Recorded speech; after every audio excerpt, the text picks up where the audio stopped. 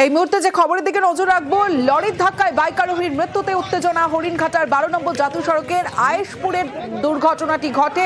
ঠিক কি হয়েছিল জানবো, আমার সঙ্গে রঞ্জিত রয়েছে। রঞ্জিত, দেখো, 12 নম্বর জাতীয় সড়ক এখনো অবরুদ্ধ হয়ে রয়েছে। হরিণঘাটা থানার আয়েশপুর 12 নম্বর জাতীয় সড়কে এই আয়েশপুরের সিগন্যাল মোড় থেকে পার হচ্ছিল বাইক নিয়ে অলিক ঘোষ, বয়স 32। তখনই তাকে একটি লরি তাকে চাপা দেয়। সে ঘটনাস্থলে অসুস্থ পড়ে সেখান থেকে হাসপাতালে নিয়ে এলে চিকিৎসকরা তাকে মৃত ঘোষণা করে। এই খবর ছড়িয়ে পড়তে কিন্তু স্থানীয় যারা রয়েছে প্রত্যেকে রাস্তায় নেমে আসে এবং জাতীয় সড়ক অবরোধ করে। এমনকি যারা অবরোধ ভাঙার চেষ্টা করছে সেই সমস্ত গাড়ি ভাঙচুর করার কোনো চেষ্টা হয়।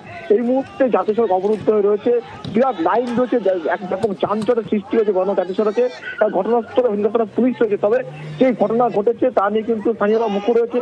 যে সিগন্যাল মোড় রয়েছে সেই সিগন্যালে ঠিক মতো কাজ করে না ট্রাফিক পুলিশ, তা নিয়ে কিন্তু তারা সরব হয়েছে, যার ফলে দুর্ঘটনা ঘটেছে। এখনো পর্যন্ত জাতীয় সড়ক অবরুদ্ধ হয়ে রয়েছে এবং হরিণঘাটা থানার পুলিশ ঘটনাস্থলে রয়েছে। এখন কি পরিস্থিতি রঞ্জিত? তবে এখনো পর্যন্ত অবরোধ মুক্ত হয়নি, কারণ স্থানীয়দের যেটা অভিযোগ রয়েছে, এই যে আয়েশপুরের সিগন্যাল রয়েছে জাতীয় সড়কের উপরে, সেই সিগন্যালে যারা সিগন্যালিং ব্যবস্থা মতো থাকেন যে ট্রাফিক পুলিশ, তারা কিন্তু ঠিকঠাক কাজ করে না, যার ফলে তারা অভিযোগ তুলছে যে এখান থেকে সিগন্যালিং ব্যবস্থা যে জাতীয় সড়কের যে ডিভাইডার রয়েছে সেটা বন্ধ করতে হবে এবং তারপরে তারা অবরোধ থেকে দ্বারা ঘটনা ঘটেছে। শুধুমাত্র গাফিলতির ফলেই ঘটনা ঘটেছে এমনটাই অভিযোগ তুলে এখনো পর্যন্ত 12 নম্বর জাতীয় সড়ক অবরোধ চলছে।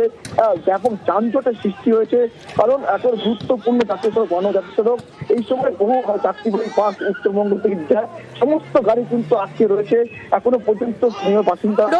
আমরা যে ফুটেজ এই মুহূর্তে নিউজ 18 বাংলার দর্শকদের দেখাচ্ছি এবং আমরা দেখতে পাচ্ছি যে কয়েকজন যুবক দৌড়ে গিয়ে, সামনে একটি ছোট 4 চাকার গাড়ি ছিল সেটাকে না ধরে পিছনের একটা 4 চাকার গাড়িকে তারা ধরার চেষ্টা করলো এবং সেই গাড়িটা ঘুরে চলে গেল। এটা কি ঘটেছিল? দেখো, যে ছবিটা দেখতে পাচ্ছ, এটি তারা যে অবরোধ করেছে সেই অবরোধ ভেঙে এই গাড়িটা যাওয়ার চেষ্টা করছিল। সেই সময় স্থানীয় বাসিন্দা যারা রয়েছে, যারা অবরোধ করছে, তারা ছুটে গিয়ে সেই গাড়িটিকে আটকানোর চেষ্টা করে, এমনকি সেই গাড়ি ভাঙচুর করার চেষ্টা করে সেখানে দ্রুত সেই গাড়ি পালিয়ে যায়। তবে সেই দুর্ঘটনাগ্রস্ত যে গাড়িটি রয়েছে সেই গাড়িটি ইতিমধ্যে পুলিশ আটক করেছে এবং ড্রাইভারকে আটক করা হয়েছে। তবে এই ঘটনা ছড়িয়ে পড়তে এখনো পর্যন্ত উত্তেজিত পরিবেশ রয়েছে, কারণ পুলিশের বিরুদ্ধেই কিন্তু খবর উঠে দিচ্ছে ট্রাফিক পুলিশের বিরুদ্ধে, কারণ যে সিগন্যালিং ব্যবস্থা রয়েছে ঠিকঠাক করে কাজ হয় না এবং যারা ট্রাফিকিং দেখাচ্ছেন তারা। তুমি পরিস্থিতির উপর নজর রাখো রঞ্জিত। বাইক নিয়ে 12 চাকা গাড়ি মেরে দিয়ে চলে গেছে। তারপরে গিয়ে আমরা টোলের ওখানে গাড়িটাকে ধরেছি, ধরে আমরা গাড়িটা আটকেছি। পুলিশ তৎক্ষণাৎ এসে ড্রাইভারগুলোকে নিয়ে চলে গেছে। আধা ঘন্টা পরে আমাদের হসপিটালে খবর এসছে ছেলেটা মারা গেছে। সেই জন্য আমরা পথ অবরোধ করেছি। আমরা চাইছি এই সিগন্যালটা বন্ধ হয়ে যাক, ঠিক আছে?